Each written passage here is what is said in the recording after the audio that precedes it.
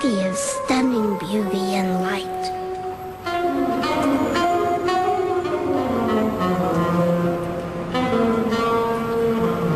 But underneath Paris, there is a darker world.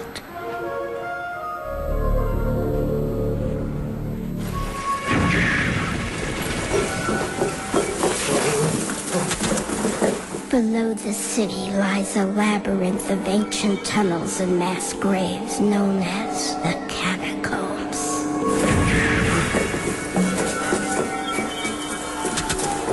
Dangerous and largely unmapped, the catacombs have been sealed off to the public for decades. It is down here that a video camera containing mysterious footage was discovered.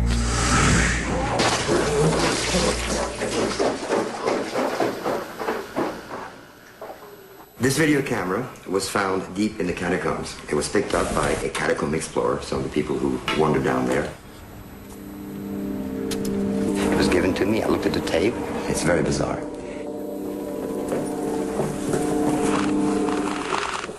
It's a point-of-view shot. The point-of-view shot is somebody just walking forwards with the camera. So basically, he's filming what he's seeing very deep inside the catacombs. Other than the point-of-view shots are pictures of bones. Human bones. In 1785, millions of bodies were exhumed from Paris cemeteries and dumped into the catacombs. This person occasionally stops and he photographs bones, often in the shape of an arrow. These arrows point in a direction. Occasionally also he stops to photograph roomfuls of bones, which means that he's very, very deep inside the catacombs. What happened to him? Nobody knows. Filmmaker Francis Friedland was determined to solve the mystery of the lost catacombs explorer. I mean, there are 400 miles of tunnels like this. So I brought the tape to a cataphile, an urban explorer. Cataphiles are strange people. They're people who have this passion for the catacombs. These people go down there to find new passages, new entries, new bones. Lézard is probably the person in Paris who knows the catacombs better than anyone. So according to Lézard, the person was not someone who knew his way around. My intention right now is to go down with a still photographer, Vincent, a friend. I'm also going to take an excellent sound man, Francis, to spend some time in the catacombs and try to solve the mystery.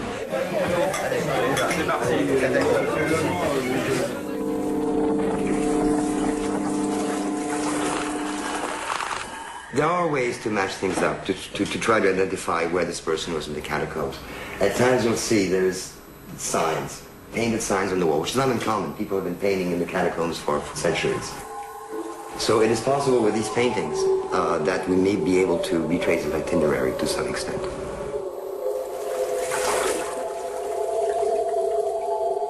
After about 40 minutes of these point-of-view shots and these pictures of bones, the person begins to walk faster and faster. Then he begins to run. We hear his breathing get louder and louder, as though something was scaring him. He's frightened, Occasionally he stops, perhaps to try to decide which way to run among all the many different corridors. He's running faster and faster and faster, deeper and deeper into the catacombs.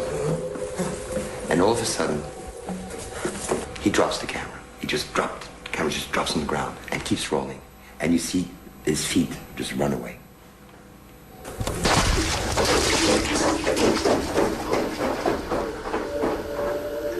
And it keeps rolling until it runs out of tape. Francis and I are going to now meet the director of the Catacombs Museum, who has nothing to do with the cataphiles, doesn't even want to know about the cataphiles, but he may have some information, and hopefully he can let us look at some maps of the catacombs. In Paris, you have as many miles of tunnels underground as there are streets above ground. No one knows just how many passageways exist in the catacombs, but we believe that they go down over 300 feet. Some are filled with water, and many tunnels have collapsed over the years. It's an enormous maze. We think there are as many as 7 levels to it, spreading under the entire city. How do you get into the catacombs? Illegally, of course, and the idea is to find an entrance. The problem is that the authorities keep shutting them down. Apparently, Lizard has found a new way to get in, but it's way out from the center of town. It's actually on the edge of the city, through the railroad tracks for about a mile, and then this little hole in the ground, and we have to crawl through it. And we'll try to solve the mystery if we can.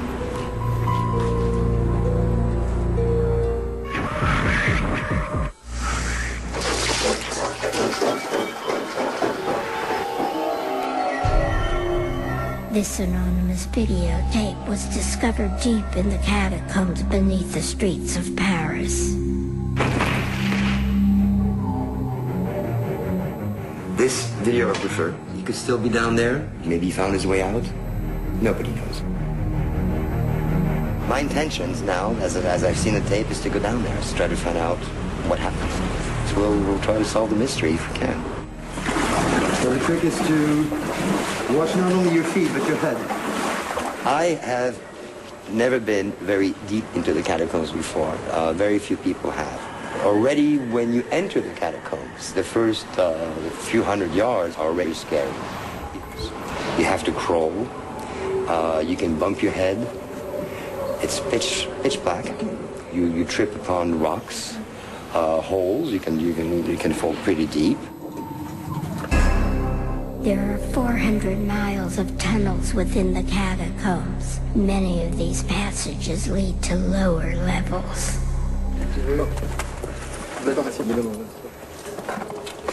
Really, the tunnels are so incredibly vast, our chances of finding the lost man are probably very slim.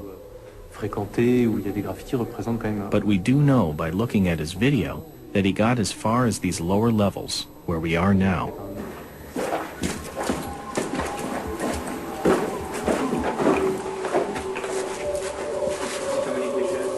Anybody can get lost in here. I mean, imagine just running out of batteries on your flashlight. You're dead. You're dead. It's true. I mean, just look at this. You lose your flashlight. What happens?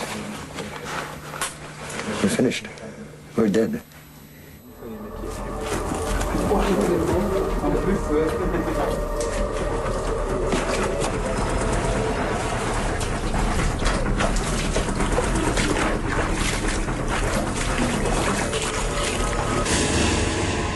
The explorers traveled 6 miles into the catacombs with no sign of the lost man.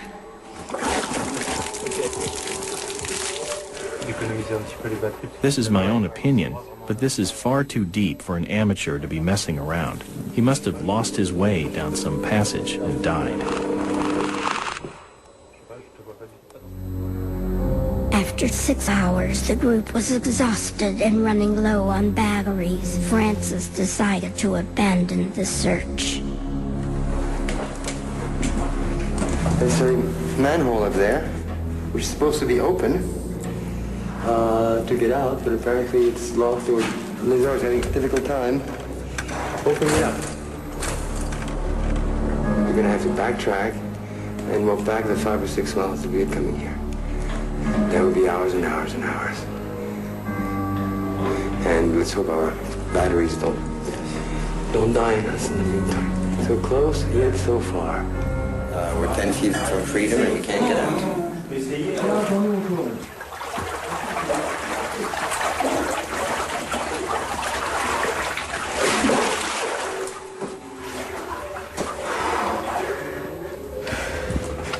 It's about 60 feet from here to the street. Well, it looks like a manhole. There's no way to get out of it. You need to be a mountain climber to get out of it.